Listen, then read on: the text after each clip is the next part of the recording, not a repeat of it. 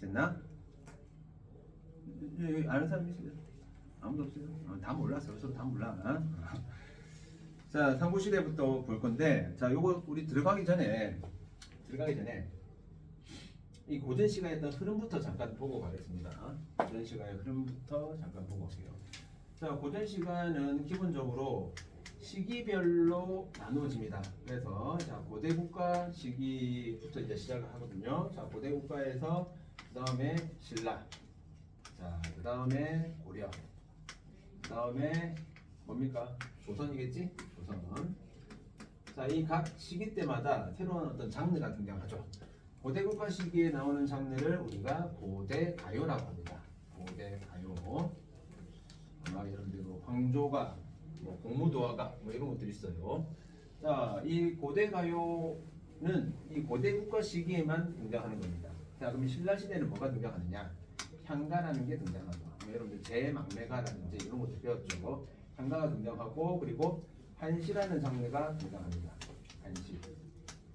한시는 한자를 풀이한 풀어쓴 시를 우리가 한시라고 이야기를 하죠. 자, 이 한시는 쭉 이어집니다. 조선시대까지 계속 이어진다고 보시면 되겠고, 참고로 왜 고구려도 있고 백제도 있는데 신라만 했느냐? 이 향가는 신라의 문학이기 때문에 그래요. 고구려와 백제에는 이 향가가 없습니다. 참고하시고, 그럼 고구려와 백제는 주로 이런 한시 위주로 되어 있다는 거죠. 자, 고려시대로 갑니다. 고려시대는 자, 우리가 잘 알고 있는 고려가요라는 장르가 있죠. 자, 고려가요는요, 평민들의 문학입니다. 다 배웠죠. 그리고 평민들의 문학만 있지는 않겠죠. 귀족들의 문학도 있겠지. 그걸 우리는 경기체가라고 이야기를 합니다. 경기체가. 그리고 고려 말 무렵에 자, 시조가 등장하기 시작합니다. 고려 말에 어쨌든 고려 시대 때 이 시조가 등장하니까 시조도 쭉 이어진다고 보시면 되겠습니다. 자, 조선 시대는 여러분들이 뭐 상충곡부터 해서 이런 것들 배웠습니다. 삼민곡, 송민곡 이런 것들. 자, 장르는 가사 장르라고 하죠. 가사 장르. 그리고 용비어천가 같은 것들을 우리가 악장이라고 이야기를 해요. 악장은 조선 초에만 주로 이제 등장한다고 보시면 되겠고, 그리고 뭐 한시와 시조는 계속 이어지는 상황이고, 그리고 우리가 잘 아는 민요 주로 조선 시대 후기에 이제 등장하게 되겠죠. 이런 민요가 등장하게 됩니다. 그래서 고전 시가의 어떤 갈래는 물론 뭐 작가라는 것도 있고 뭐 몇 가지가 더 있지만은 한 요 정도 갈래로 여러분들이 생각을 하시면 되겠고, 보다시피 시기가 바뀔수록 점점 장르가 좀 더 세분화되고 있다는 걸 알 수가 있습니다. 이제 그래서 어떤 작품을 봤을 때 이 작품이 장르가 뭐냐라고 했는데 고전시요 이렇게 이야기를 하면 안 되겠죠. 그죠? 보다시피 고전시 중에서도 뭐다 이렇게 맞춰줘야 돼. 특히나 그 장르의 특징적인 부분들에서는 역시나 뭐 고려가요 이제 또는 시조 이제 또는 가사, 사실은 뭐 수능에서도 제일 잘 나오는 게 이제 이쪽 파트죠. 시조와 가사 쪽이 사실 수능에서도 제일 많이 등장하고 있습니다. 근데 아마 여러분들이 이제 2학년 때 이제 시험을 치게 되는 부분들은 이쪽 부분들을 쭉 배우게 됩니다. 쭉 배우게 되기 때문에 전체적으로 조금 폭넓게 여러분들이 준비를 좀 해두셔야 되고, 자, 그러면 우리가 일단 오늘 그 보게 되는 부분은 고대 가요와 그리고 향가 그리고 한시 요 정도 라인까지를 오늘 배운다고 생각을 하시면 됩니다. 대표적인 작품만 나와주고 있기 때문에 빨리빨리 진행을 할 수가 있습니다. 자, 그러면 우리가 본격적으로 시에 들어가 보는데, 자, 제일 처음에 나와주고 있는 게 12쪽에 보시면요, 자, 공무도화가라는 작품부터 봅니다. 이 고대 가요 같은 경우는 뭐가 있냐면 배경설화가 있습니다. 배경설화. 이 배경설화를 바탕으로 해서 우리가 작품에 대한 이해를 높일 수가 있는데요. 이 작가가 누구로 나오죠? 백수광부의 아내라고 밑에 나와주고 있죠. 백수는 우리가 뭐 놀고 먹는 그 백수가 아니라 흰머리에, 광부는 미친 남편의 아내입니다. 그러니까 남편이 미쳐가지고 물로 뛰어 들어간 거야. 물로 뛰어 들어가는데 그걸 아내가 말리면서 불렀다는 거죠. 근데 중요한 것은 아내가 그렇게 노래를 부르고 따라 죽습니다. 물속에 따라 들어가 죽어버려. 그죠? 그리고 그 노래를 들은 다른 여인이 이 노래를 사람들에게 전하면서 오늘날까지 이제 전해지게 되는 뭐 그런 내용입니다.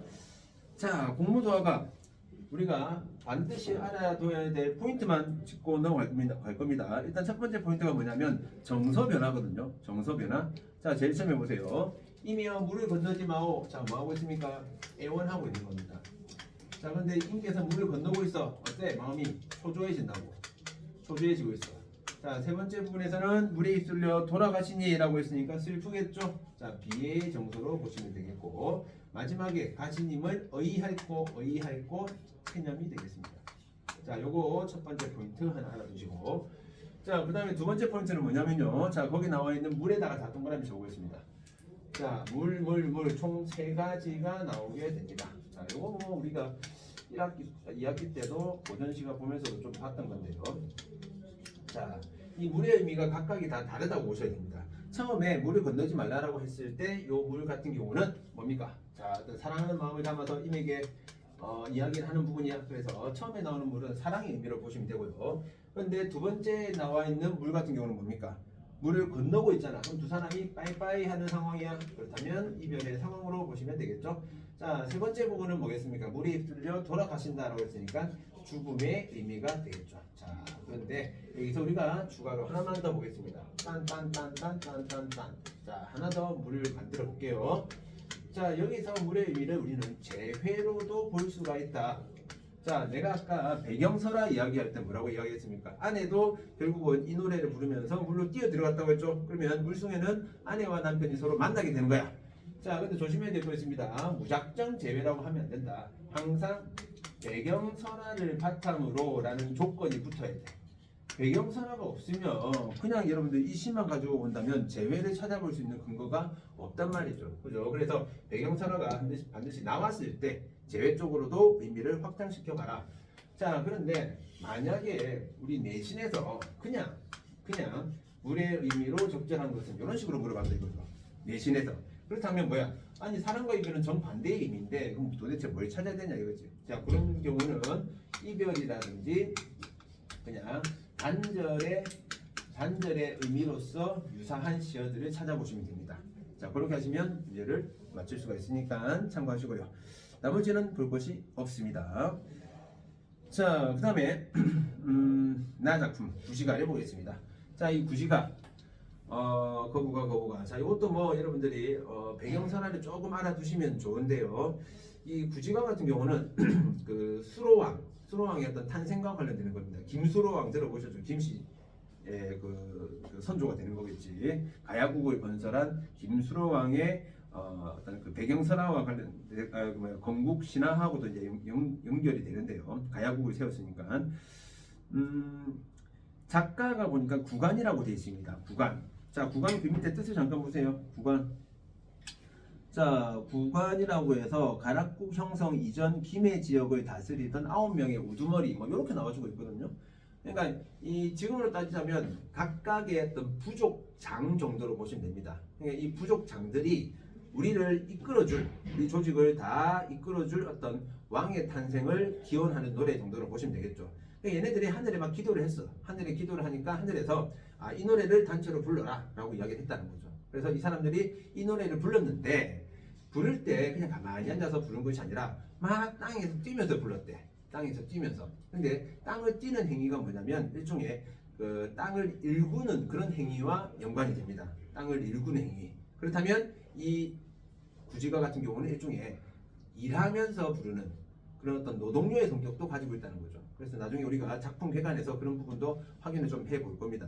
노동요의 성격도 있다는 것 참고하시고요. 그래서 이 노래를 부르니까 하늘에서 갑자기 자줏빛 줄이 쫙 나오더래. 자줏빛 줄이 쫙 내려오더래. 그죠? 자줏빛 줄이 내려오고 여기에 6개의 알이 쭉 있더라는 거죠. 그죠? 그래서 그 중에 먼저 태어난 사람이 바로 가야국을 세운 수로왕, 김수로왕에 해당된다. 육관가야 뭐 이렇게 이야기하잖아요. 그죠? 자, 이 시도 요것도 굉장히 좀 간단합니다. 간단한 시인데요. 가볼게요. 얘도 먼저 구조를 봐야 돼. 자, 거부가라고 뭐였습니까? 불렀습니다. 자, 이걸 우리가 부름이라고 적어볼게. 자, 머리를 내어라. 뭡니까? 명령이죠. 명령. 자, 내어놓지 않으면 뭡니까? 가정이 되겠죠. 자, 구워 먹으리. 마지막은 위협이 됩니다. 자, 이 구시가도 여러분들이 학교에서 뭐 배우게 돼 있습니다. 다 배우게 돼 있는데 이 구시가 같은 경우는 어떤 식의 문제가 잘 나오냐면 오른쪽에 보시면 5번 같은 문제 형태 있죠. 5번 같은 문제. 자, 나에서 말하기 방식과 가장 유사한 것. 이딴 식의 문제가 잘 나온다. 그래서 기본적으로 그걸 알기 위해서는 이 구성 자체가 어떻게 되어 있는지를 파악하셔야 되겠죠. 그죠? 자, 다시 지문에 들어가서 거부가라고 불렀습니다. 자, 그렇다면 여기서 말하는 거부기, 이 거부기. 이 거부기가 무엇을 의미하는가를 우리가 봐야 되겠지. 일단은 거부기는 내 소원을 들어줄 수 있는 대상이니까 우리가 뭐 초월적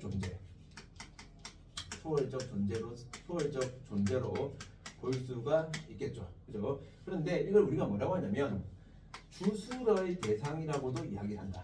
주술의 대상. 자, 우리가 이 작품의 특징 중에 하나를 우리가 주술성이라고 하거든. 주술성. 자, 여기서 우리가 주술이 뭡니까? 주술사 들어봤잖아. 주술사. 빨리 뿅 하는 게 주술사란 말이야. 그러니까 얘가 뭔가 어떤 소원을 들어주는 대상이 일종의 주술의 대상으로 볼 수가 있습니다. 주술의 대상. 자, 그래서 거북이 보고 소원을 빌고 있으니까 주술의 대상이 되는 거야. 그제? 자, 거북이한테 어떤 요구를 하고 있습니까? 머리를 내어라라고 이야기를 하고 있다. 자, 그렇다면 머리는 뭐냐? 여기서 말하는 머리는 우두머리를 나타냅니다. 즉 우리를 이끌어줄 우두머리이기 때문에 얘는 뭐가 된다? 왕의 의미로 보시면 되겠죠. 하나 더. 자, 이 머리는 그렇다면 주술의 목적으로 가주셔야 됩니다. 자, 여기서 이 주술의 어떤 목적이 뭐냐? 우리의 어떤 우두머리가 탄생되기를 바란다는 거죠. 그죠? 자, 뒤에는 볼 곳이 없습니다. 자, 질문. 자, 총 1, 2, 3, 4 네 행 중에서 주술성이 가장 강한 부분은 1, 2, 3, 4번 중에서 몇 번이겠습니까? 자, 생각해 보세요. 주술성이 가장 강한 부분 몇 번인가 생각해 볼까? 자, 5, 4, 3, 2, 1 땡. 몇 번 같아? 2번. 자, 대부분 다 2번이라고 얘기합니다. 본인 이상한 게 아니라 대부분 다 2번이라고 이야기해요. 왜? 우두머리를 달라 이 부분이 주술성이 가장 강하지 않을까라고 생각하는데 아닙니다. 내려올수록 점점 강해집니다. 위협 부분에서 주술성이 가장 크다라고 봐야 됩니다. 자, 아까 내가 이야기했지. 주술성이라는 것은 어떤 소망 성취를 이루기를 바라는 것. 이게 이제 주술성인데, 즉 머리를 내어라는 머리를 달라는 것이고, 거북이 너를 구워 먹을 만큼 나의 소망이 간절하다는 겁니다. 그렇기 때문에 주술성은 이 위협하는 부분에서 제일 크다라고 봐주셔야 된다. 아시겠죠? 이거 조심하시고요. 그래서 주술성이 가장 뛰어난 부분은 두 번째가 아니라 네 번째입니다. 대부분 다 두 번째라고 이야기를 해요. 그래서 이제 틀리는 거지. 이제 네 번째 부분이 주술성이 크다는 걸 알아놓으시고, 자, 이 구지가가 나오면 세트로 어쩔 수 없이 무조건 같이 연결되는 작품이 있으니 그게 바로 오른쪽에 나오는 7번 문제입니다. 자, 7번 문제를 잠깐 보세요. 자, 작점 이상에 역시 해가라는 작품이 나와주고 있습니다. 해가. 자, 거부가 수로를 내놓아라 라고 했는데 여기서 말하는 수로는 수로 부인입니다. 그러니까 다른 어떤 귀족의 아내인데 이름이 수로야. 자, 수로 부인을 내놓아라. 남의 부인 훔쳐간 죄 얼마나 크랴. 내 만일 거역하고 내놓지 않는다면 그물로 너를 잡아 구워 먹으리 라고 했습니다. 거의 유사한 구조를 가지고 있죠. 거의 유사한 구조를 가지고 있다 보니까 두 개를 연결시키는 경우가 많을 수밖에 없습니다. 참고로요, 이 수로 부인이 겁나게 예쁘대. 그래서 수로 부인이 바닷가 옆을 지나가고 있는데 갑자기 바다에 용이 한 마리 나타나서 수로 부인을 납치해 가더라. 그래서 이제 점장이한테 물어보니까 이 노래를 부르면 된대. 단체로 이 노래를 부르면 된다고 해서 이 노래를 부르니까 바로 용이 이 부인을 내려놓고 사라졌답니다. 근데 부인의 몸에서 이 인간 세계에서는 맡지 못할 그런 향기가 나왔대. 그래서 부인한테 어디 갔다 왔느냐라고 하니까 동해 용궁에 가가지고 용왕한테 대접을 잘 받고 왔다. 뭐 이런저런 이야기, 말도 안 되는 이야기를 했다고 합니다. 그러면 이 구지가와 그리고 이 해가를 어떻게 구분할 것이냐? 일단 제일 밑에 여러분들 12쪽에 함께 엮어 읽기라는 부분 있죠? 자, 함께 엮어 읽기 거기다 별표 하나 쳐놓으시고요. 근데 조금 더 우리가 요 내용을 보기 좋게 한번 구분해 볼게요. 자, 일단 구지가라는 작품과 그리고 우리가 해가라는 작품을 우리가 구분을 해봤을 때, 일단은 거북이. 자, 여기서 거북이는 구지가는 일단 긍정이야. 긍정. 해가는 부정이 되겠죠.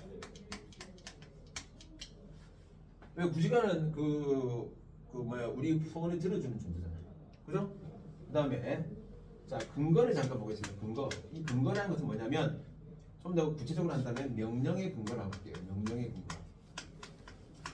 자 지금 구지가가 어떤 명령을 내렸습니까? 머리를 내어라라고 명령을 했는데 왜? 왜? 근거 있습니까? 없어. 여기는 나와 있지 않았죠. 근데 해가 같은 경우는 어땠습니까? 두 번째 줄에 남의 부인 훔친 죄가 얼마나 크랴라고 구체적인 근거가 나와주고 있단 말이죠. 차이점이 되겠죠? 그다음 하나 더. 자, 이 얘네들이 노래 부르는 어떤 목적성을 가지고 본다면 구지가 같은 경우는 우리의 왕을 달라라는 것이니까 공적인 목적을 가지고 있다라고 이야기를 할 수 있겠죠. 그런데 해가 같은 경우는 어떻습니까? 개인 내 부인 그 누군가의 그 귀족의 부인을 달라는 것이기 때문에 여기서는 사적인 목적을 가지고 있다 이렇게 볼 수가 있습니다. 그 다음에 어떤 구성면을 가지고 우리가 이야기를 할 수가 있는데 구성 뭐 구조 동일합니다. 이 구지가 같은 경우는 이 한자리 보시면요, 그 왼쪽에 한자리 보시면 가로로 네 줄이고 네 개고 네 자고 세로로 네 줄로 되어 있죠. 이런 걸 뭐라고 하냐면 사언사구라고 이야기를 합니다. 사언사구. 그런데 해가 같은 경우는 지금 한자로 나와 있지는 않지만요, 얘는 지금 7언사구의 형태입니다. 이제 언이라고 한다면 가로를 말합니다. 가로고 그리고 구는 줄수라고 보시면 됩니다. 그래서 이런 어떤 차이점, 이런 차이점을 여러분들이 기억을 조금 잘 해두시기 바랍니다. 물론 기본적인 부름, 명령, 가정, 위협 이런 어떤 부분들은 어떤 공통점이 될 것이고 차이점 쪽에 여러분들이 초점을 맞춰두시면 아마 뭐 구지가하고 해가 연결시키는 문제 부담 없이 시원하게 맞출 수가 있다 이렇게 생각하시면 되겠네. 자, 그 다음에 황조가를 봅니다. 황조라는 것은 꾀꼬리를 말하죠. 작가가 누굽니까? 유리왕입니다. 유리왕. 유리왕은 어느 시대의 왕일까? 유리왕은 고구려의 왕입니다. 우리 고구려를 세운 사람이 누구죠? 주몽이잖아. 그죠? 주몽이고 주몽의 아들입니다. 그러니까 고구려 2대왕 정도로 봐주시면 되겠죠. 2대왕.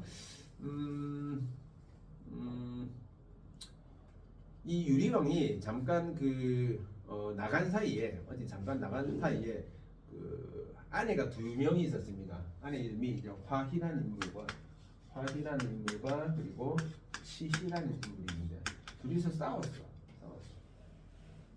싸워가지고 치희가 자기 나라로 가버렸어. 자기 나라로. 그래서 유리왕이 치희를 데리러 간 겁니다. 데리러 가서 제발 이제 싸우지 말고 내가 잘할게 뭐 이런 식으로 지가 잘못한 것도 없는데 원래 남자는 그래 원래 제가 잘못한 거 없어도 무조건 잘못했다고 하죠. 그죠? 그게 제일 무서운 말이죠. 뭘 잘못했는데 이런 말 들으면 그지? 제일 답답한 노릇이지. 그죠? 남친 있습니까? 아니 없습니까? 계속 없었습니까? 왜 계속 다 없었어? 다 아무도 없었어. 다 없었습니다. 중간에 있었습니까? 오케이. 아주 좋겠네 그지? 다들 안 보기 전 뒤에서 다 부러워하고 있습니다. 좋겠네 그지? 자, 하다가지. 아무튼 지가 가서 이제 못 가겠다라고 하니까 어쩔 수 없이 유리왕 혼자 이제 털레 돌아오는데 나무에 보니까 꾀꼬리가 혼자서 꾀꾀거리고 있더라. 꾀꼬리가 꾀꾀거리나? 아무튼 근데 꾀꼬리를 너무 다정해 보이는데 나는 뭐지 하면서 신세 한탄하는 그런 내용으로 보시면 되겠죠. 자, 이 황조가도 제가 100% 장담하는데 여러분들이 한 학기 동안 문제 푸실 때 분명히 보기로 나오든 뭐로 나오든 무조건 만나게 됩니다. 무조건 만나게 되니까 우리가 정확히 알아둬야 되겠죠? 그런데 딱 요것만 알아두시면 된다. 자, 지금 총 4줄이 있는데 앞에 2줄은 뭡니까? 꾀꼬리의 모습이 나와주고 있죠. 꾀꼬리가 다정하게 있는 모습이고 뒤에 2줄은 뭡니까? 화자의 정서가 나와주고 있다는 말이지. 자, 고급지게 표현해볼까? 앞에는 경치, 뒤에는 정서. 자, 요것을 우리는 선경 그리고 부정 이렇게 이야기를 하면 되겠죠. 자, 요 포인트 하나. 그다음 자, 이 중간에 나오는 꾀꼬리에다가 우리는 동그라미를 쳐보겠습니다. 그리고 세 번째 줄에 나오는 인의 몸에다가는 세모를 쳐보겠습니다. 왜? 꾀꼬리는 정답다고 했잖아. 그렇다면 플러스 요소 그리고 화자는 뭐라고 했죠? 외롭다고 했으니까 마이너스 요소가 되겠죠. 그렇다면 플러스와 마이너스의 관계니까 우리는 뭐다? 대조 관계가 된다. 자, 시에서 대조의 기능은 뭐다? 꼭 기억하셔야 되겠죠? 대조는 무조건 강조다. 강조. 왜 강조할까? 꾀꼬리 강조할까? 꾀꼬리 강조해서 뭐해? 이 꾀꼬리를 보고 내가 이렇게 외로움 느끼고 있잖아. 즉 화자의 정서를 강조해 줍니다. 어떤 정서? 외로움의 정서를 강조해 준다. 화자의 외로움을 강조해 주는 거죠. 그렇다면 결국 이 꾀꼬리라는 것은 결국 뭘 나타낸다? 학교에서 다 배웠죠. 객관적 상관물이 되는 거죠. 객관적 상관물. 자, 이 객관적 상관물은 역시 여러분들이 2학년 때 무조건 시험에 보기로 나올 수밖에 없습니다. 나올 수밖에 없는 것이고, 한마디로 말하면 화자의 정서를 간접적으로 표현해 주는 게 객관적 상관물입니다. 간접적으로 표현해 주는 거. 그런데 이 간접적으로 표현할 때 대조를 통해서 표현할 수도 있고 심화를 통해서 표현할 수도 있고 다른 대상이 빗대어서 표현할 수도 있는 거죠. 여러 가지 요소가 있는데 여기서는 뭡니까? 꾀꼬리는 대조죠. 대조. 그래서 이런 꾀꼬리를 우리는 대조적 자연물이라고 이야기를 하죠. 대조적 자연물. 자, 요건 제일 중요한 부분입니다. 대조적 자연물. 그래서 다른 작품들, 고려가요가 됐건 다른 작품들을 보다 보면 이런 대조적 자연물과 관련되는 것들이 나오기 때문에 잘 기억을 좀 해놓을 수 있도록 하시고요. 나머지는 별거 없죠? 자, 니와 함께 돌아갈 꼭, 뭐뭐 할 꼭, 이런 것들은 전부 다 체념적 어조에 해당된다라고 보시면 되겠습니다. 자, 딴 건 없고요. 자, 작품 개관, 작품 개관 보겠습니다. 여기서 필요한 부분들만 우리가 줄만 치고 넘어갈 거예요. 줄만 치고 넘어갈 거니까 쭉 봅시다. 자, 일단 가에서 보니까 갈래 부분에서 고대가요 밑줄, 자, 그 다음에 주제 밑줄, 힘을 잃은 슬픔 줄쳐줍니다. 자, 그 다음에 나아갈게요. 자, 나에서는 고대가요 밑줄, 그 다음에 그 옆에 서사적 집단가요. 자, 노동요 따로 밑줄, 주술요 따로 밑줄. 자, 집단가요가 뭐 집단가요. 그러니까 우리 그 제일 처음에 어떤 이런 시 노래를 부를 때 부족들을 생각해봐. 지금 사랑 나누고 막 그런 게 좀 중요한 게 아니야. 우리 부족이 잘 살 수 있는 그런 상황이 만들어지는 게 이게 1차적으로 중요하단 말이죠.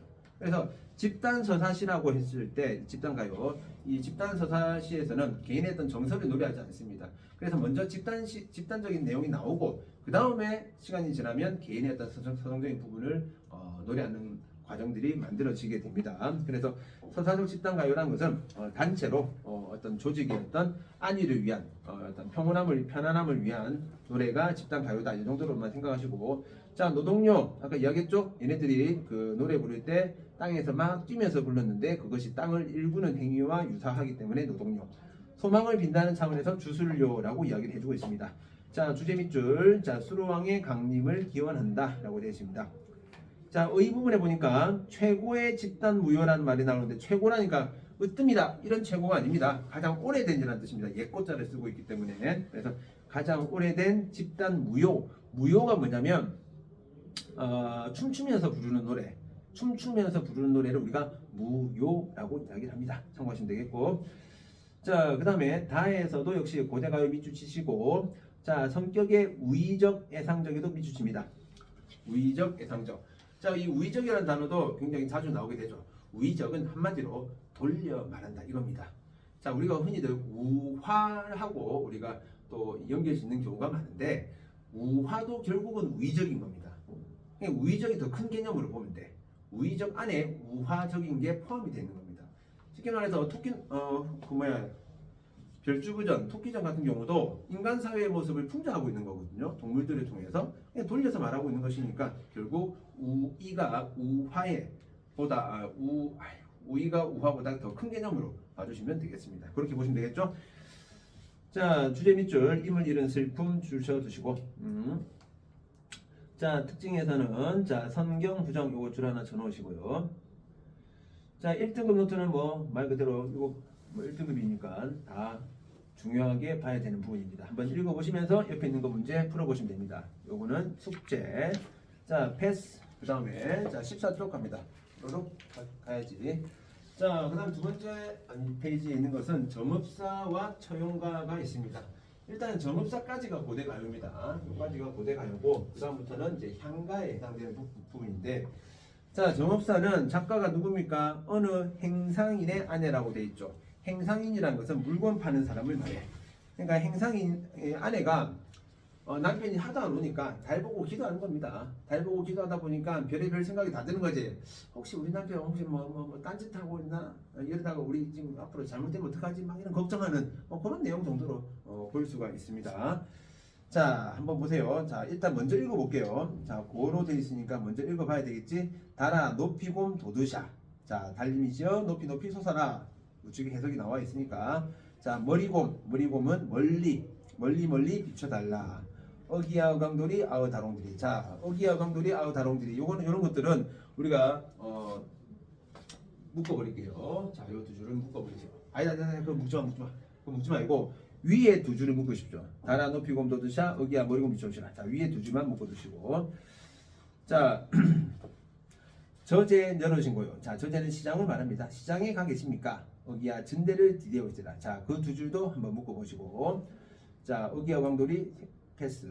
어느이다. 자, 어느 곳에다가 놓고 계십니까? 어기야 내 가는데 정보를 쓰라. 자, 그것도 두 줄 묶어보겠습니다. 자, 두 줄.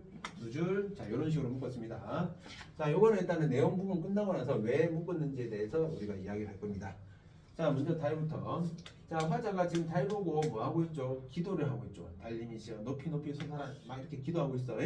자, 그렇다면 달은 역시나 우리가 뭘로 볼 수가 있는가? 아주 신령스러운 존재. 이 신령스러운 존재라고 한다면 그냥 초월적 존재라는 말하고도 뭐 서로 동일하다고 보시면 됩니다.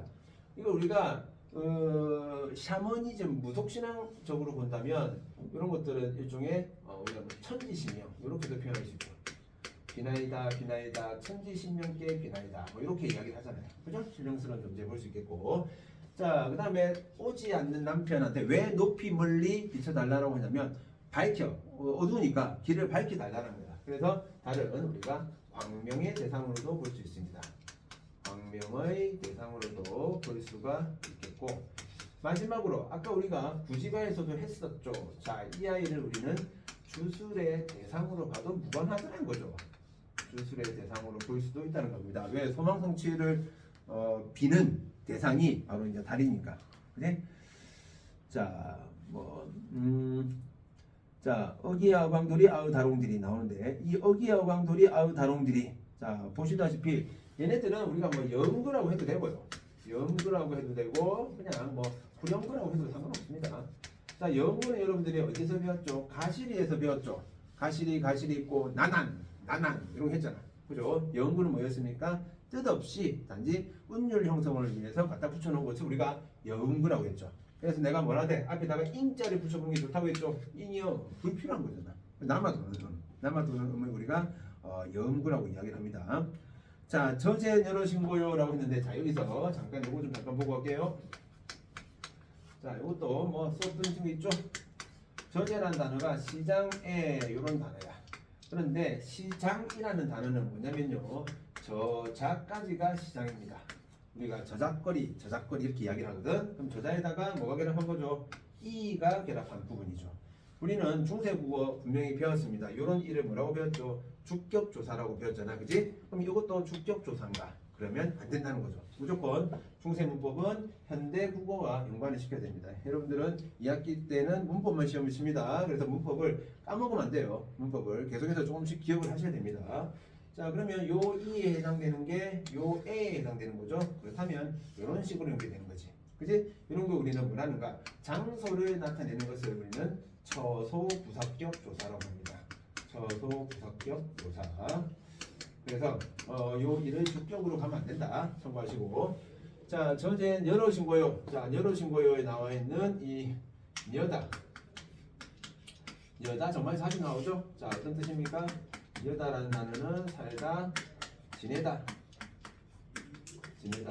그리고 가다, 그리고 흐르다 그런 뜻이죠. 그러니까 이 여다라고 정확하게 이렇게 표현되어 있지는 않지만은 이게 활용 형태로 여러 번 나올 겁니다. 대충 느낌 봐도 살다, 지내다, 가다 뭔가 좀 앞으로 진행이 되고 있는 뭐 이런 느낌이란 말이죠. 그러니까 여던 물 하면 뭐 흐르는 물 이제 이런 식으로 여러분들이 해석을 맞춰주시면 되겠죠. 저제 여러신고요 시장에 가 계십니까? 이런 말이야. 자, 어기야 전대를 디디올세라 라고 했는데 자, 여기서 우리는 두 가지를 볼 거야. 자, 일단 전대를 디디 요일세라 부분에서 자 일단 진대부터 보겠습니다. 진대는 세모가 돼야 되겠다. 왜? 자 진대의 뜻 가볼게요. 자 일단 진대는 위험한 곳이야. 위험한 곳. 그러니까 뭐 함정 그런 뭐 진흙탕 뭐 일단 이런 어떤 의미가 있어. 그 다음에 진대는 어두운 곳이야. 자 어둠의 대상으로 봐줘야 되겠죠. 그리고 세 번째가 중요한데요. 이 진대를 뭘로도 볼 수 있다? 다른 여인으로도 볼 수 있다. 다른 여인. 자 그래서 이 달과 진대, 달은 동그라미잖아. 긍정이 높거든. 그래서 달과 진대는 서로 무슨 관계다? 대조되고 있다는 것도 알아두셔야 됩니다. 달과 진대는 서로 대조다. 대조. 그러니까 남편이 하도 안 오니까 표면적으로는 혹시 뭐 함정이나 이런 위험한 곳에 빠졌나? 이렇게도 볼 수 있지만은 혹시 딴 여자 만나나? 이렇게 볼 수 있다는 거죠. 하도 안 오니까. 그치? 하도 안 와서. 그죠? 자, 디데 요일세라에서 자, 리을세라도 알아두셔야 되겠죠? 리을세라. 이 리을세라는 여러분들이 가시리에서도 이미 배웠습니다. 그죠? 가시리에서 뭐였죠? 뭐뭐 할까 두렵다 이런 뜻이었죠. 즉 진대를 디딜까 두렵다 이런 말이잖아. 진대를 디딜까 두렵다. 즉 딴 여자 만날까 두렵다 뭐 이런 말이겠지. 무슨 일자네. 요즘에는 뭐 불가능하죠. 자, 어느이다 놓고시라. 자, 어느이다 놓고시라 같은 경우는 어느 곳에다가 놓고 계십니까? 이건데 이것도 마찬가지입니다. 봐봐. 어느이다 놓고시라라고 했을 때 이 안에 무엇을에 해당되는 게 생각해봐. 무엇을 즉 목적어가 되는 거죠. 이 목적어 자체를 그냥 표면적으로만 본다면 아직 어디서 짐을 풀어놓고 있습니까? 왜? 장사꾼이 아니니까. 장사하는 사람이니까. 근데 만약에 이걸 딴 여자로 본다면 진대를 딴 여자로 한다면 누구한테 마음을 놓고 계십니까? 이런 식으로 해석도 가능해지게 된다는 거죠. 목적어 부분들. 뭐 이런 것들은 좀 내신용입니다. 내신용. 내신에서는 이렇게 물어볼 수도 있다는 거 참고하시고요. 자, 그다음 마지막 줄에 내 가는데 점글알세라도 나오죠. 점글알세라. 점글알세라니까 뭐야? 똑같이 리을세라니까 뭐만 할까 두렵다 이거죠. 그런데 내 가는데 미주정부가 내 가는데 이 내 가는데 같은 경우를 우리는 두 가지로 볼 수 있습니다. 일단은 자 남편을 마중 가는 길. 자 내가 지금 어디 가고 있습니까? 남편 마중 가고 있잖아. 남편 마중 가는 길이 점글알세라. 점을까 두렵다. 이렇게도 해석할 수 있지만은 자 만약에 진짜로 남편이 다른 여인에게 마음을 주고 있는 거라면 우리 부부의 뭐 인생길 이제 부부가 이제 파토나는 거지. 부부의 인생길이 저물까 두렵다. 이런 식으로는 해석이 가능하게 됩니다. 그래서 일단은 그 다양하게 해석될 수 있는 부분들은 다 일단은 적어놓고 이렇게도 가능하다는 것들을 기억해 주시면 되겠습니다. 됐죠? 자, 여기까지가 지금 고대 가요 파트였습니다. 고대 가요 부분 뭐 더 있지만은 이 정도로만 여러분들이 보시면 되겠고요. 그 다음에 채용가부터는 바로 향가에 대한 이야기입니다. 아까 봤지만은 향가는 어느 시대 문학? 신라 시대의 문학이었죠. 자, 채용가도 마찬가지입니다. 채용이라는 사람이 서울 밤에 놀다가 집에 왔대. 집에 왔는데 들어와서 이불 자리를 봤대. 이제 얘는 결혼 유부남입니다. 자, 들어왔는데 아내가 자고 있어. 그러니까 안에 다리 두 개가 있겠죠. 그런데 보니까 아내의 모습이 보니까 다리가 네 개래. 갑자기 꽉 늘어나진 않았을 거 아니야. 근데 여기서 하면 다른 사람이 누군가가 누워 있더라는 거죠. 이게 누구다?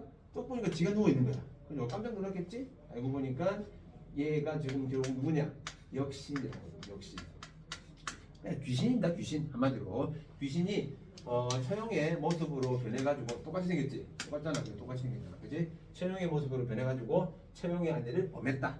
라는 게 표면적인 내용인데 자 여러분들 사극에서 보면 마을에 역병이 돌았습니다. 이런 말 들어봤죠?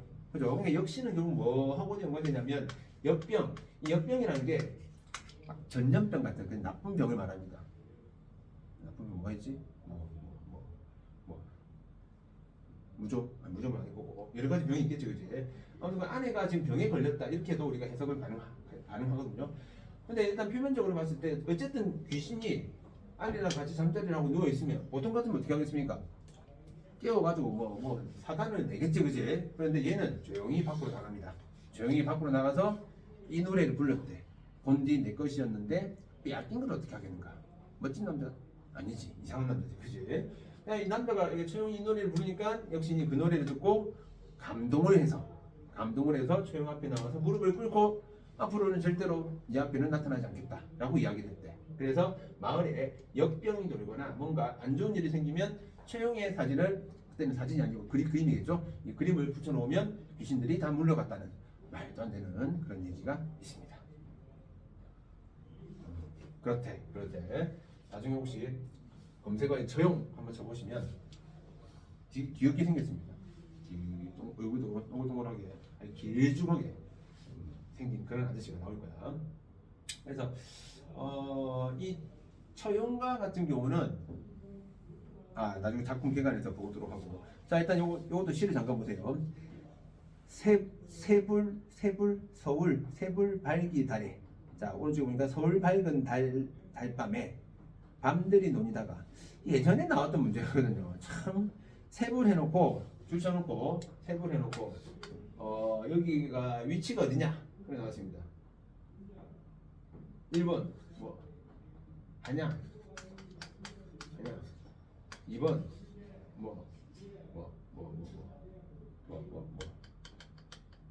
평양 3번 정읍 쭉 나왔어. 답은 뭐였을까? 답은 시청률 여기는 없습니다. 답은 뭘까? 이상한 문제였습니다. 내신 문제긴 한데 답은 경주였습니다. 이해되십니까? 왜 경주인지. 이 향가는 어느 시대 문학이랬죠? 신라잖아요. 그럼 신라의 수도가 어디입니까? 신라의 서울이 어디입니까? 경주죠. 그래서 답이 그렇게 경주란 거야. 이상한 거지 같은 그런 문제도 있었습니다. 그래서 만약에 혹시 보기 위해서 여러분들이 낫기 위해서 한양에서 밤늦게 노는 이런 게 있잖아요. 내용이 있는 문제에서 한양에서 밤늦게 노는 처용의 모습 이걸 영화로 제작한다라고 했을 때 그렇게 나오면 그게 틀린다는 말이 되는 거잖아. 그지? 그래서 얼마든지 이상하게 꾸며낼 수는 있습니다. 꾸며낼 수 있으니까 이런 것도 참고로 좀 들어 놓으시고요. 자 들어가서 자리 보곤, 들어가서 자리를 보니까 가라리 내희여라, 다리가 4개 내희여라, 내이여라 4개다 이거죠. 둘은 내해였고, 그러니까 여러분들은 이것도 보셔야 됩니다. 이거 둘 히읗은 되는 거죠. 이게 원래대로 하면 둘 히읗은 이거 뭐였죠? 히읗 종성체언이었잖아. 히읗 종성체언. 그러니까 여러분들 그 중세 문법에서 학교에서 문법하면서 종성체언 했을 건데, 그지? 자 둘은 내 것이고 나머지 둘은 뉘해온고, 자 누구 것인가? 그러니까 둘은 내 안에 달인데 나머지 2개는 누구 건가? 본디 내해 담아는 내 것이지만은 아날이 이제 빼앗긴 것을 어찌하리 있고, 자 마지막에 빼앗긴 것을 어찌하리 있고, 자 여기서는 2가지 정선을 보시면 됩니다. 일단은 체념, 그리고 하나 더 관용입니다. 체념과 관용. 약간 서로 좀 안 맞는 모순이긴 하지만은 그죠? 체념과 관용. 자 오른쪽에 작품 개관을 잠깐 볼게요. 일단은 가에서 자 줄만 봅니다. 갈래에서 고대가요 밑줄, 자 그 다음에 주제 밑줄 행상 나간 남편의 무사 귀환 기원. 이건 안 했었네. 아까 의 부분에서, 자 의 부분에서 세 번째 부분 줄 쳐볼게요. 시조 형식의 원형을 가진 노래. 자 이건 뭐냐면 아까 제가 이거 두 줄 이렇게 묶어 놓으라고 했잖아. 여기서 보시면요. 그럼 뭐냐면 이 여음구, 그러니까 여음구 후렴구라고 할게요. 자 이 후렴구를 제외한 나머지 부분이 시조 형식의 원형이 된다는 거예요. 시조 형식의 어떤 원형. 자 무슨 말이냐? 시조 형식 여러분들이 알고 있는 게 뭡니까? 3장 6구 이런 거 배웠죠, 그죠? 그러니까 원래대로 하면 3장 6구 45장 내외 3, 4조 또는 4, 4조의 4음부 율격 종장 처분보는 3음제 이런 규칙성이 있는데 아직까지는 시조가 나온 시기는 아니었죠. 왜? 아까 시조는 언제 나온댔죠? 고려 말에 나온다고 했단 말이야. 고려 말에. 지금은 신라야. 신라 시대니까 아직 멀었다는 거죠. 그런데 이 시조가 갑자기 뚝 나온 게 아니라 요거 두 줄씩에서 초장, 중장, 종장, 그리고 둘, 넷, 여섯, 육구 이런 형태가 만들어졌었다는 거죠. 그래서 요것도 역시나 서술형이나 이쪽으로도 잘 물어봅니다. 이 정업사 같은 경우는 시조형 후령구를 제외하고 나서는 후령구를 제외하면 시조 형식의 원형이 될 수가 있다는 거. 3장 6구의 원형이 될 수 있다. 이런 것들을 기억해 두시면 됩니다. 자, 그 다음에 나에서 그 갈래의 8구체 향가 밑줄, 구체는 줄수를 말합니다. 원래 향가가 4구체, 8구체, 10구체가 있거든요. 자, 여기서는 8줄이니까 8구체. 자, 그 다음에 성격의 축사 밑줄입니다. 축사. 자, 본인들이 지금 혹시 생각하고 있는 축사, 그 축사 아닙니다. 그죠? 어떤 좋은 자리에 와서 축하의 말씀, 그 축사가 아니라 그 밑에 주제 부분을 줄을 쳐 보시면 축신이라는 단어 나오죠? 거기에 줄을 치면서 한번 연관시켜 보세요. 축신이 뭐야? 귀신을 쫓는다라고 됐잖아. 그래서 축사라는 것도 나쁜 애군을 쫓는다. 뭐 이런 어떤 성격을 가지고 있습니다. 그래서 내가 아직도 기억합니다. 재작년이었나? 작년은 아니었다. 재작년이었던 것 같은데 여러분들 그 어휘에서 2번 벽사진경 밑줄 육학교 기출문제. 자, 학교에서 따로 언급도 안 했어. 어휘 부분에 벽사진경 나오죠. 이걸 한자성어로, 그죠? 처용가에서의 처용과 관련된 한자성어를 직접 적으래. 망할, 그지? 답은 벽사진경이었습니다. 물론 학교에서 좀 프린트에 있기는 있어요. 있긴 있는데 그냥 사실은 조금 보고 읽어보고 지나가는 친구들이 대부분이었는데 이게 이제 서술형으로 나왔다는 거예요. 그죠? 그래서 본인들은 꼼꼼하게 다 읽어 놓으셔야 됩니다. 아시겠죠? 벽사진경 알아 놓으시고. 자, 그 다음에 세 번째도 보세요. 의의 세 번째. 고려가요 처용가의 밑줄. 고려가요 처용가. 의의에서 3번에 보시면 고려가요 처용가 찾았죠? 자, 아까랑 좀 이상한데? 아까 분명히 향가는 어느 시대에서 끝났죠? 신라 시대에서 끝났거든. 그지? 화살표로 아니었잖아. 그런데 유일하게 이 처용가만 고려가요 처용가와 연결됩니다. 역시 여러분들 학교에서 나왔던 문제.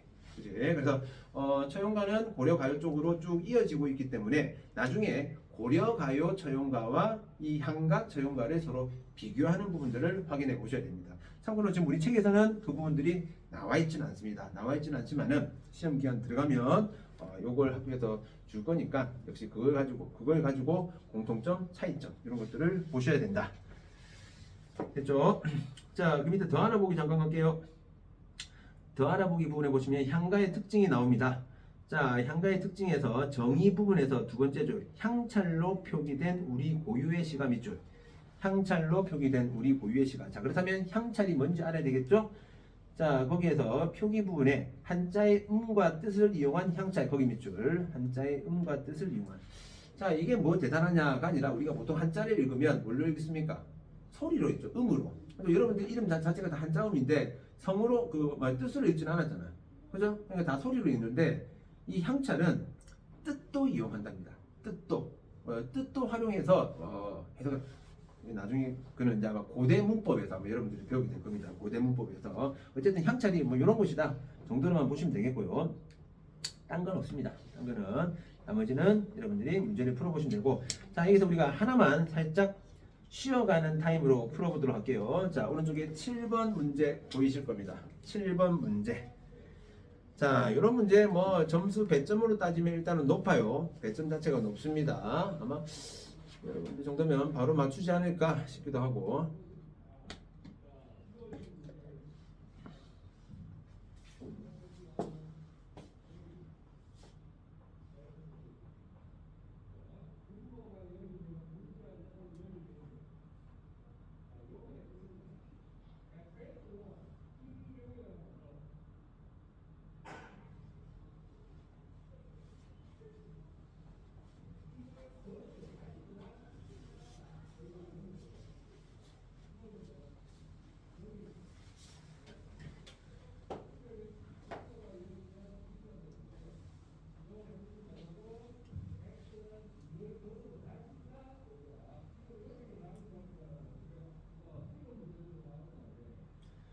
자, 슬슬 마무리하시고요. 보자.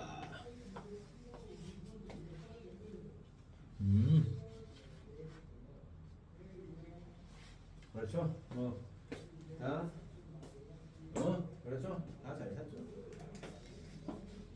자, 그러면 4번 같은 경우는 어떤 정서로 봐야 되나? 어떤 정서? 변형도의 논개가 누굽니까? 어느 시대? 농계는 어느 시대 사람이죠? 농기하니까 일제강점기래. 어설프게 그지? 임진왜란 때 그 왜군의 적장을 안고 이 벼랑에서 뚝 떨어지는 뭐 그런 기생이죠. 그죠? 그래서 농계의 이런 어떤 고결한 그런 마음을 예찬하는 그런 내용입니다. 그죠? 그래서 여기서는 예찬적 성격 그 정도로 보시면 되겠고, 나머지는 뭐 전체적으로 다 어떤 그 이별의 어떤 슬픔, 어쨌든 뭐 좌절, 체념 이쪽이죠. 그리고 제가 그 허난설은 작품 이것도 좀 주의하라 했습니다. 5번 보기에 나와 있는 허난설은, 허난설은 거는 무조건 다 마이너스다. 알겠죠? 허난설은 플러스가 하나도 없다. 그걸 꼭 기억해 놓으세요. 그래서 작가만 가지고도 여러분들이 답의 범위를 좀 줄여낼 수 있다는 거 참고하시고, 자, 그다음 뒤에 가봅니다.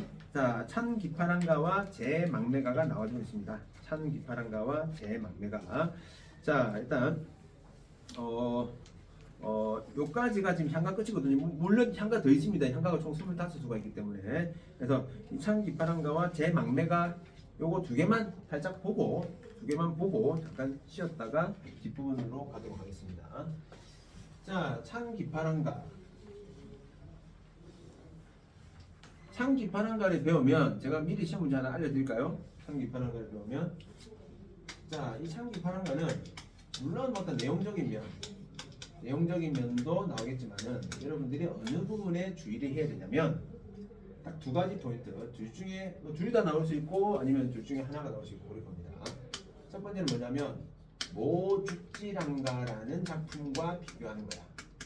모죽지랑가와 비교하는 거야. 참고로 이 모죽지랑가도 이 기파랑이라는 게 화랑이거든요. 이 기파랑이라는 화랑을, 죽은 기파랑을 추모하면서 예찬하는 거야. 찬이 예찬한다 이 말이거든. 죽지랑도 마찬가지야. 이 죽지랑이라는 화랑을 그리워하는 겁니다. 그리워하는 거. 근데 우리 책에는 지금 안 나와 있거든요. 안 나와 있으니까 이거 하나만 알아두세요. 여기서는 죽지랑에 대한 추모가 나오는데, 이 추모는 공통점이야. 근데 얘는 참고로 인생무상이 나와. 인생무상. 인생의 어떤 허망함, 요런 쪽이 나와. 근데 찬기파랑가는 그런 게 없습니다. 그리고 얘는 참고로 팔구치랑가입니다. 모죽지랑가 같은 경우는 팔구치랑가. 그 다음 두 번째가 뭐냐면 이거야. 김완진 대 양주동. 자, 이게 무슨 말이냐면, 여러분들 본문 보시면요, 그 가에서 작가는 충담선대요. 과거에서 김완진 해독이라고 되어 있죠. 그리고 오른쪽에 4번 문제 보세요. 4번 문제 보시면 양주동 해독이라고 되어 있습니다. 이 두 사람이 뭐 소위 말하는 양대 거장 정도로 보시면 됩니다. 그래서 두 사람의 했던 해독본이 달라. 해독본이. 그러다 보니까 이 두 개를 비교하는 그런 문제들이 참 잘 나옵니다. 두 개를 비교하는 문제들이. 그죠? 비슷하면서도 차이가 조금 있습니다. 차이가. 그래서 나중에 그 4번 문제를 여러분들이 꼭 조심해서 풀어보셔야 됩니다. 어떤 그 대상 부분들이 좀 차이가 있습니다. 차이가. 그래서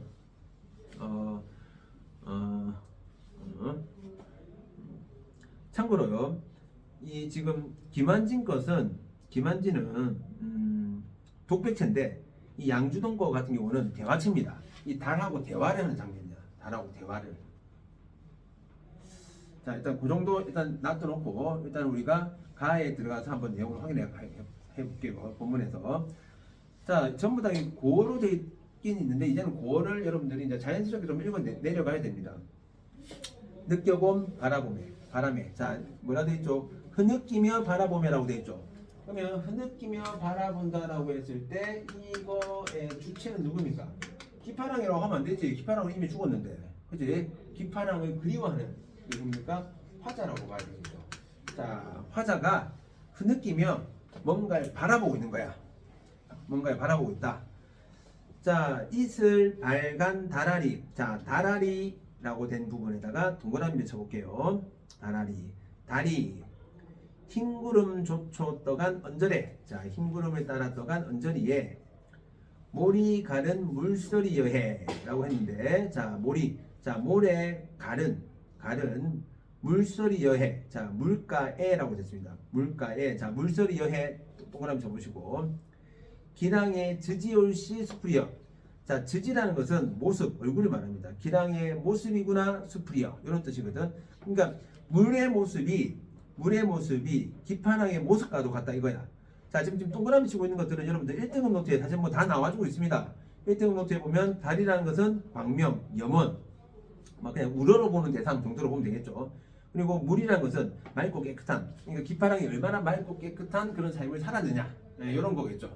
그래서 기판왕의 어떤 맑고 깨끗한 그런 인품, 뭐 어떤 모습이 이 모습을 이제 이 자연물에다가 빗대고 있는 뭐 그런 내용입니다. 자, 그 다음 줄 가볼게요. 자, 1호 날이 제벽에라고 하는데 제벽이라고 된 부분에다가 동그라미 쳐보시고 1호 날이 자 우측에 1호내 자갈벌이라고 했잖아. 그냥 1호내는 강 이름입니다. 1호내는 강 이름. 이 강의 1호내라는 강의 제벽에는 자갈이거든요. 자갈은 어떻습니까? 동글동글하잖아. 그래서 1등급 노트 보시면 이 조약돌은 원만하다. 근데 단단하죠? 그래서 강직하다. 이렇게 이야기를 하고 있습니다. 결국 이 동그라미들이 전부 다 기판왕의 인품을 다 나타내주는 자연물로 볼 수가 있다는 거죠. 그죠? 제벽에 자 낭이 디니더시던 자 지니시던 마음의 끝을 존노라져 마음의 끝을 따르고 싶다. 그러니까 얘도 이런 기판왕의 강직한 그리고 이런 깨끗한 이런 성품을 본받고 싶다 이거죠. 그죠?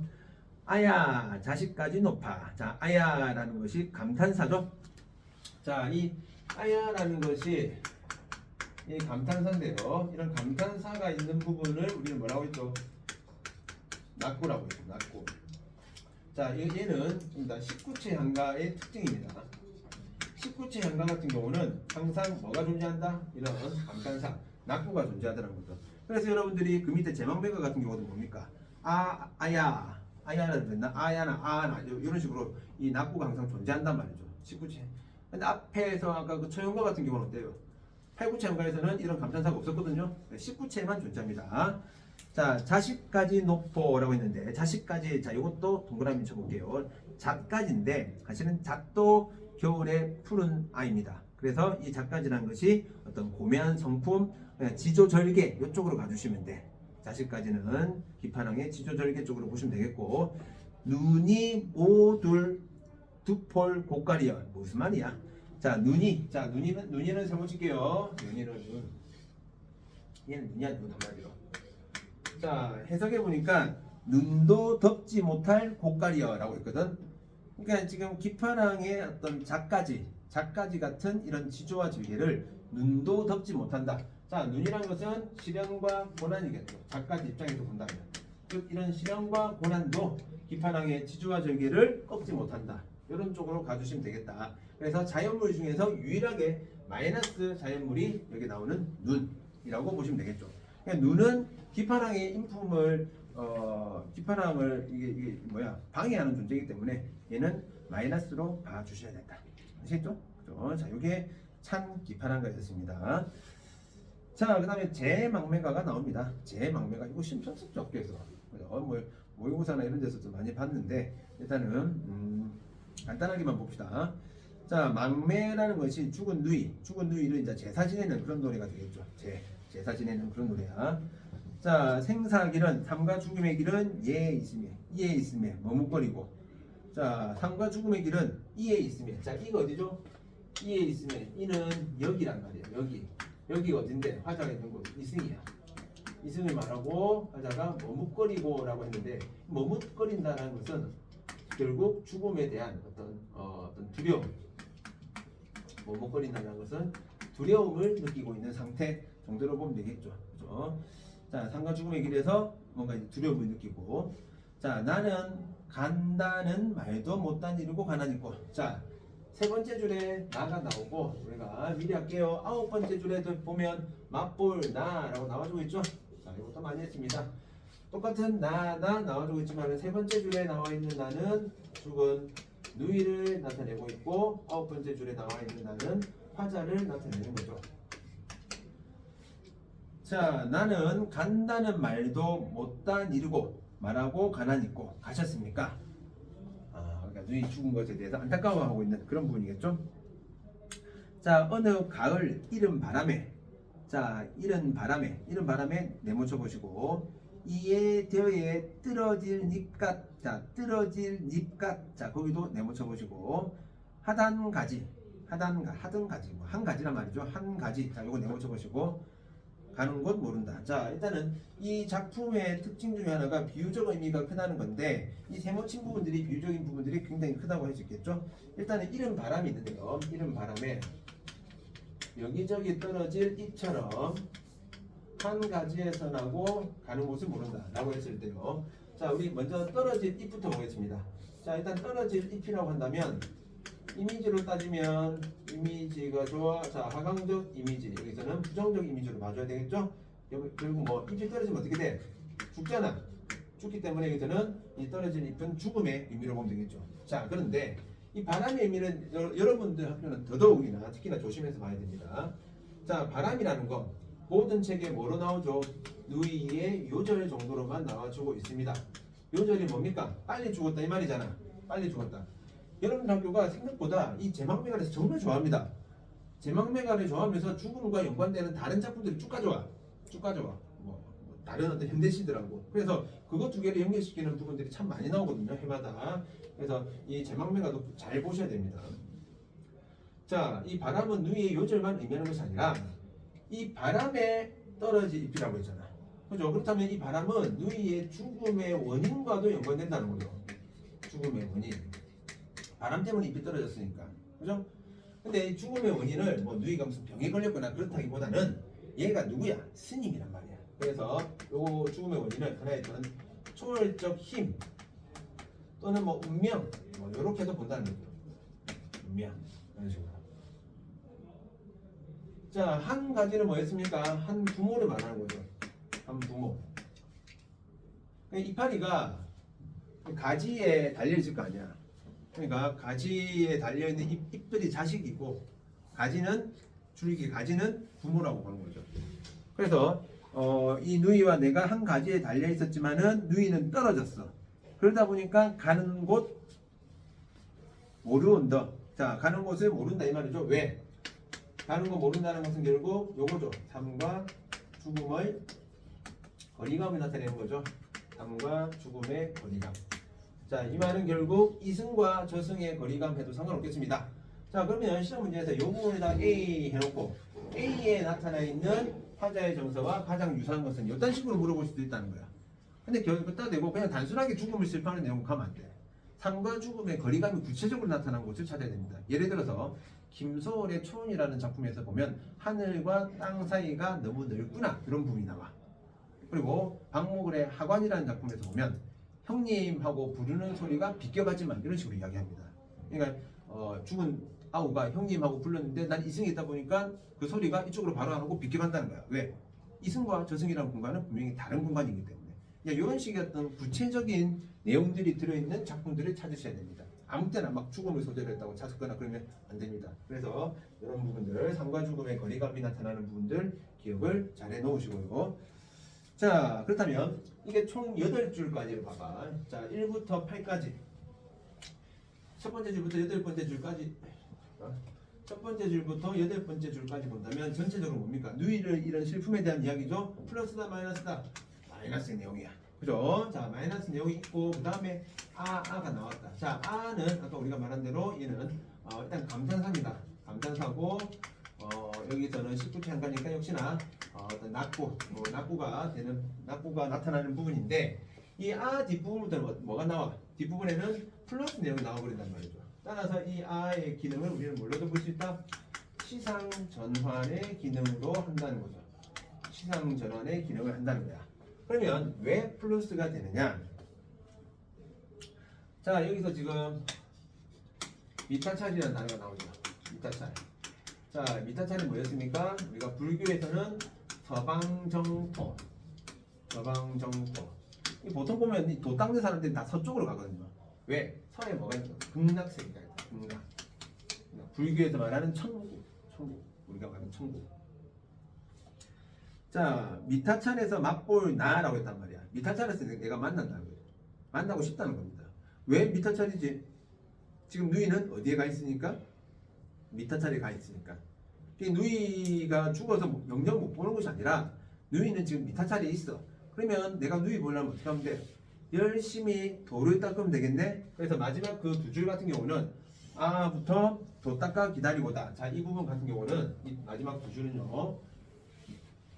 자, 누이와의 일단은 재회를 소망하는 부분, 재회를 소망하고, 그리고 하나 더 누이의 어떤 그 죽음 자체를 뭘로? 자, 종교적으로 승화시키고 있다는 것.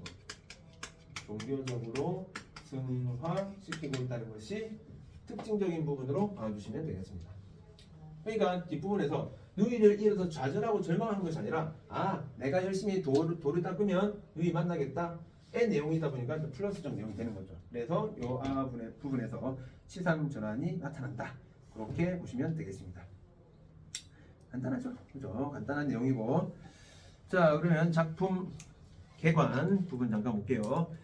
일단은 창기파랑가 가에서 자 19취향가 밑줄 그 다음에 성격에서는 예찬적 추모적 밑줄 자 주제도 밑줄 기파랑의 고매한 인품에 대한 찬양 자 특징에서는 두 번째 부분 대상의 특성을 자연물을 통해 구체적으로 제시했다는 거 요거 줄 쳐놓으시고 자 그 다음 나 작품도 19취향가 밑줄 자 성격에서는 추모적 애상적 애상이 뭐죠? 슬프다는 거죠. 슬프다. 자 주제 밑줄 죽은 누이에 대한 추모 자 그리고 뭐 죽은 누이에 대한 추모라고 되어 있지만은 결국 이 슬픔을 종교적으로 승화시키고 있다는 이런 특징적인 것들을 봐주시면 되겠습니다. 역시 1등급 노트에 나와주고 있는 내용들은 그대로 한번 읽어보시면 되겠고요. 나머지는 특별히 없다. 그죠? 자, 여기까지가 향가였습니다. 향가. 그래서 이제 뒤에 가서는 이제 한시하고 그다음에 관련 뭐 건국 신화, 건국 신화 같은 게 신화하고 이런 몇 가지 설화 부분들 요 아이들을 볼 수 있도록 할게요. 자, 잠깐 끊었다가 보도록 하겠습니다. 잠깐 쉬시고요.